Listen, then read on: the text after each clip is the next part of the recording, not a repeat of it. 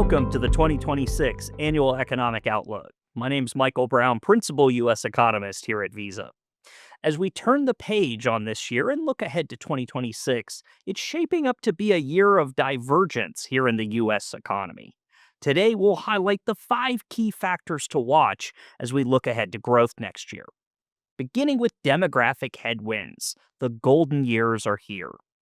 A disposable income divide is expected to influence consumer spending. Inflation will likely reach a crossroads. The Fed's balancing act will get just a little bit tougher. And finally, beyond the AI boom of 2025 lies productivity gains.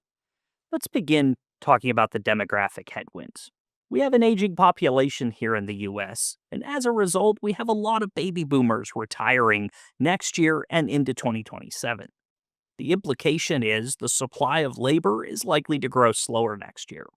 We're also projecting slower employment growth. However, we don't think this slower job growth is going to translate into slower economic growth because that tight labor market, well, it's supporting wage growth and aggregate income growth. Speaking of income growth, let's talk about the disposable income divide that we expect to influence consumer spending next year. We've had a number of tax policy changes this year that are likely to benefit consumers across the income spectrum. However, the changes to the state and local tax deduction or SALT deduction are likely to benefit higher income earners in higher tax states. These states are somewhat concentrated in the Northeast, as an example, and we expect those consumers to benefit from larger than normal tax refunds in the spring.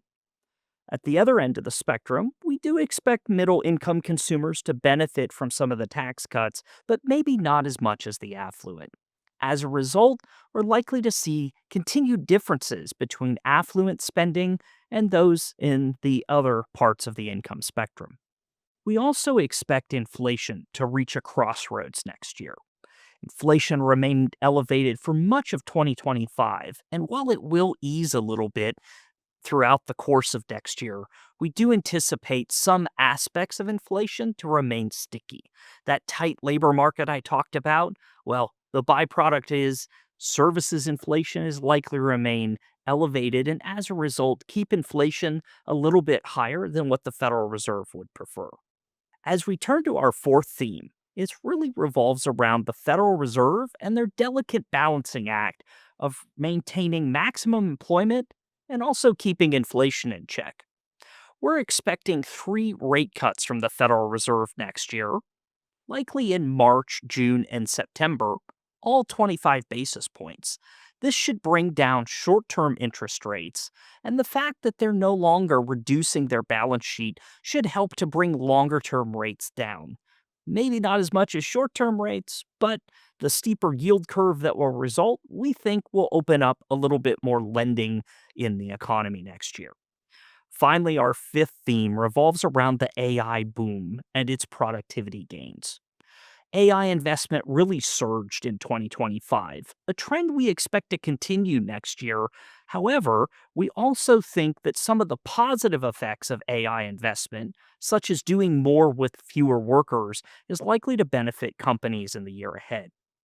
As we think about business investment in particular, AI will again play a dominant role in the business investment story of 2026. As we think about the broadening of business investment, that's likely to be a second half of 2026 story. AI will be present, but we start seeing other industries take part as well. In summary, 2026 will be defined by a year of divergence across demographics, income, inflation, monetary policy, and technology. Understanding these 5 key factors will be critical for navigating the year ahead.